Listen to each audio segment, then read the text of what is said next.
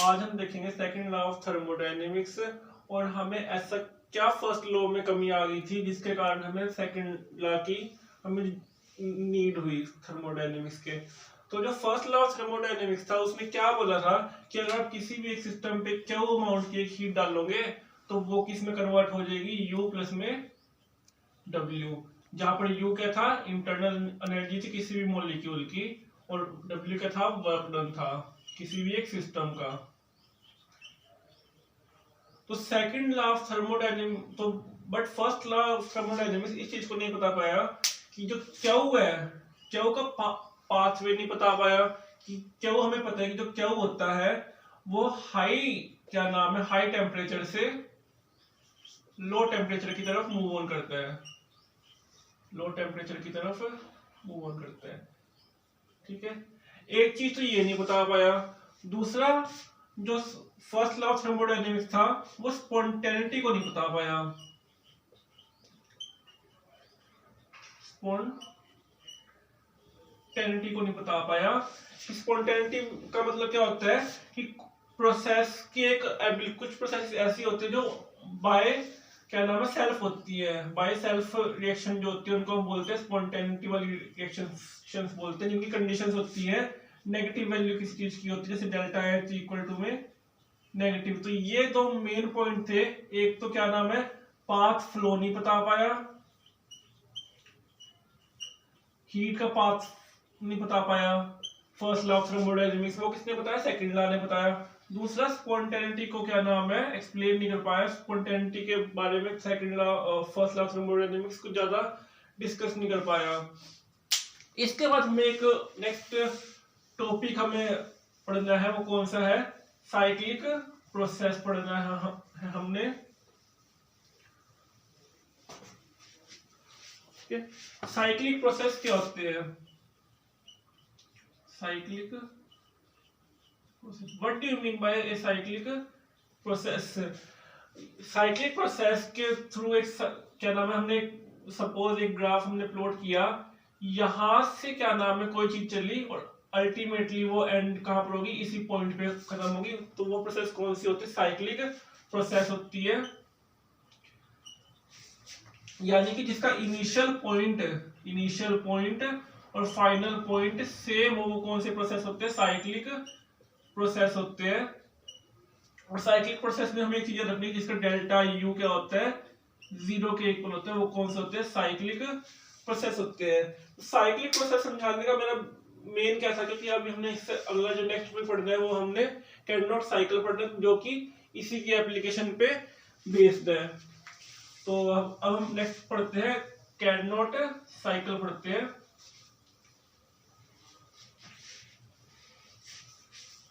ठीक है,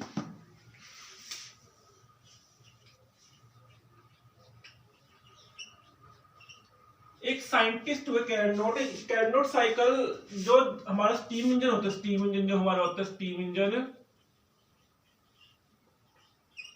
ठीक है, जो हमारा स्टीम इंजन होता है उसका जो मेन प्रिंसिपल होता है वो बेसिकली कार्नोट साइकिल ही होता है। और कार्नोट साइकिल का रिवर्स जो अपना रेफ्रिजरेटर होते हैं, जो अपने कूलिंग रेफ्रिजरेटर होते हैं, ये क्या नाम है, कार्नोट साइकिल के बिल्कुल रिवर्स फिनोमेना पे काम करते हैं। और जो कार्नोट साइकिल के बिल्कुल सिमिलर फिनोमेना पे काम करता है वो कौन सा होता है, अपने स्टीम इंजन, जो अपने रेलवे जो पहले के समय में अपने जो इंजन थे, क्या नाम है, रेलगाड़ी के जो कोयले वाले, वो कौन से होते हैं, स्टीम इंजन पे उनका, कार्नोट साइकिल पे उनका क्या नाम है, प्रिंसिपल सारा सेम होता था उनका। तो उसी चीज को हमने यहाँ पर डिस्कस करना है। तो कार्नोट साइकिल में जो कार्नोट अपने साइंटिस्ट है उन्होंने एक ग्राफ प्लॉट करके देखा, पी और वी उन्होंने वाई एक्सिस पे पी ले लिया, प्रेशर ले लिया, और एक्स एक्सिस पे उन्होंने वॉल्यूम ले लिया, और उन्होंने एक ग्राफ प्लॉट किया।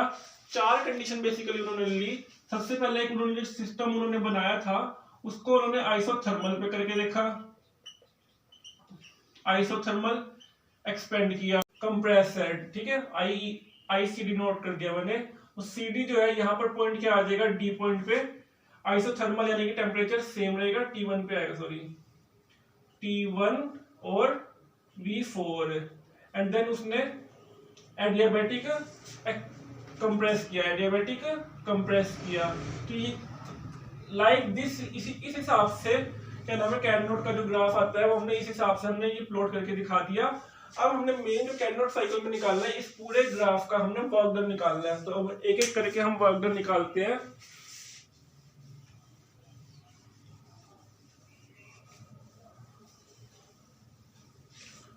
ठीक है, एक एक करके हम वर्क डन निकालते। सबसे पहले हम ए बी का वर्क डन निकालते हैं, ए से लेके बी का वर्क डन, इस वाले पोर्शन का निकालते हैं हम वर्क डन। तो अब ए बी वाला पोर्शन में कौन सा आइसोथर्मल एक्सपेंड हो रहा है, तो आइसोथर्मल का वर्क डन कितना होता है, R T L M V two by में V one, V two by में वी वन। डब्ल्यू टू का निकालते हैं हम। अब एडियाबैटिक है, डब्ल्यू टू है अपना ये वाला बी सी, ठीक है, वर्क डन बी सी वाला, तो उसका हमें पता है कौन क्या होता है एडियाबैटिक का, CV, CV T one minus T two, ठीक है, C one minus C to.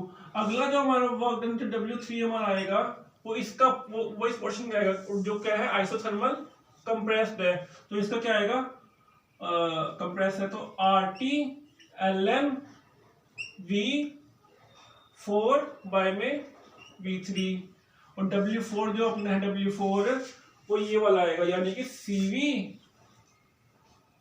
Temperature T two minus T one, ठीक है। और जब इसको यहां से हम करेंगे, ठीक है, ये आएगा, सॉरी, ठीक है। अब हमने जब इस पूरे ग्राफ का जब हम वर्क डन निकाल लेंगे तो वो इस इन सबका सम के इक्वल होगा। तो यहां से अगर हम देखें तो यहां से ये और ये कट जाएगा, ठीक है। तो अल्टीमेटली हमारे पास क्या बच के आएगा, W1 प्लस में W3 हमारे पास बच के आएगा। तो क्या आएगा, यहां से हम कर लेते हैं टोटल वर्क डन जो हमारे पास आएगा RT LM V2 बाय में V1 प्लस में RT LM V4 बाय में V3। तो ये हमारे पास कैरनोट साइकिल का ओवरऑल वर्क डन आ गया। अब हम यहाँ पर एक चीज और कर सकते हैं, यहाँ पर मैं जगह बना लेता हूँ, ठीक है। इसको इस इक्वेशन को यहाँ पर लिख लेते हैं। तो टोटल वर्क डन कैरनोट साइकिल का मेरा क्या आ गया, RT LM V2 बाय में V1 प्लस में RT LM V4 बाय में V3, ठीक है। तो यहाँ पर मैं सब स्पेस जनरेट कर लेता हूँ, ठीक है। अब हमें पता है जो एडियाबैटिक एक्सपेंड होता है एडियाबैटिक, उसमें हम एक चीज पढ़ते थे कि टेम्परेचर और volume gamma minus one equal to में कांस्टेंट होता है, ठीक है। तो यहां से हम क्या निकाल लेंगे, तो यहां से हमारे पास क्या आ जाएगा, V2 बाय में V1 इक्वल टू में V4 बाय में V3 बाय में V4 आ जाएगा, V3 बाय में V4 आ जाएगा। तो फ्रॉम दिस इक्वेशन, इसको मैं मान लेता हूँ 1, इसको मैं मान लेता हूँ 2। तो यहां से जब हम इसकी वैल्यू पुट करेंगे तो क्या हमारे पास आएगा, तो जब हम इस इक्वेशन को यहां पर लिख लेते हैं अलग से, V2 बाय में V1 इक्वल टू में V3 minus V3 upon V4। तो जब हम इसको यहाँ पर पुट करेंगे तो इस इक्वेशन को जब हम इसमें यहाँ पर पुट करेंगे तो हमारे पास क्या आएगा, RT LM V2 बाय में V1 प्लस में RT LM V2 बाय में V1, ठीक है। तो V1 बाय में V2 आएगा, V1 बाय में V2। जब इसको हम ऊपर लेके जाएंगे तो ये साइन क्या हो जाएगा, नेगेटिव तो हो जाएगा साइन में। तो यहाँ से जब हम हमारे पास कॉमन क्या आएगा, RT LM, ठीक है, RT LN इन दोनों में से कॉमन आ गया, और जब ये ऊपर जाएगा तो ये V2 बाय में V1 बन जाएगा, ठीक है। तो RT यहाँ पर टेम्परेचर था T2 और T1 था, सॉरी T2 और T1 था, ठीक है। तो अल्टीमेटली हमारे पास क्या आ जाएगा, R T2 बाय में T1 LM V2 बाय में V1। तो अल्टीमेटली हमारे पास वर्क डन क्या आ गया, ये आ गया कैरनोट साइकिल का। अब हमने इसी साइकिल की एफिशिएंसी हमने निकालनी है, एफिशिएंसी।